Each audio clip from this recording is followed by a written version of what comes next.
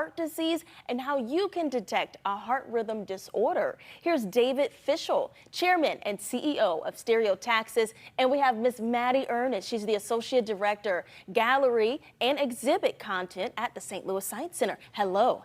Hello. Thanks for having us. We're great.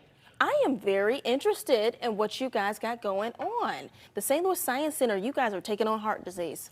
Yes, we are. We are really trying to get this in front of the public and let them see all the technology that's happening in our region and that is being developed to help people with really common heart diseases like arrhythmias. And so guests will get to get hands-on with real technology, including a robot. That's super cool. Driving a robot. Now, what is the importance of, can kids come to this, right? Absolutely. Definitely. What's the importance of getting them in front of technology like this and just science in general at such an early age? Well, for us, we want to really highlight STEM, highlight STEM learning, and get them excited about science. And of course, hopefully enter into a scientific field. And we know that showing them this, it kind of helps them become more familiar with what's available to them and how science is part of every day. Well, when I was first introduced, I was like, oh, science is so cool. It was my favorite subject as a kid. Excellent. So I'm really happy that you guys are putting this in front of them. Okay, David, will we talk about, heart disease and how you guys are trying to get ahead of it? What's your contributions for Stereotaxis? So we're delighted to be partnering with the Science Center, and it is fun to teach the next generation, particularly to play with robots is one of the coolest things, and we've had a bunch of young students visiting our office over the years, and seeing their eyes light up is always nice. So yeah, we're based in downtown St. Louis. We make a robot that's used to treat specific types of heart surgeries with greater precision and safety because of the robotic aspect to it, and so we're gonna be setting up a booth at the Science Center. We're going to allow visitors to take control of a robot and actually do mock surgery from the Science Center to our office where we have robots installed in operating rooms. And so we're excited to be there. Yeah, I'm excited for you. I mean, you were showing me a little bit about the technology that you brought today. And you said the kids, their eyes light up. Yep. My eyes lit up when you were showing me this. So what instruments did you bring for us today for show and tell?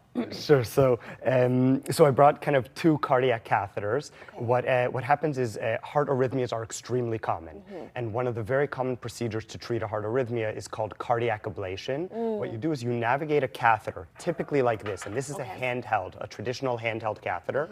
But you move a catheter like this through the blood vessels into the heart, and then a physician actually delivers energy to the tip of this catheter, and that allows them to burn the misbehaving heart muscle cells. Really? Right? And to get the heart back into a normal rhythm. Yeah. Now the challenge with this catheter is if you feel it's pretty rigid, right? And so you have to move very carefully in the heart because if you do a sudden movement, you can harm the heart. And a physician's holding it over here near the patient's leg, but the procedure's happening 3 feet away at the tip. So you can kind of turn, push, pull, you can pull a lever, right, to deflect the catheter. See that? Right? We gotta zoom in on that. Interesting. But the challenge is that I'm doing this 3 feet away from where the surgery is actually taking place, and I need to do precision surgery. And so what we do is we actually make a catheter that is very soft. It's atraumatic. Right? You see how kind of soft it is.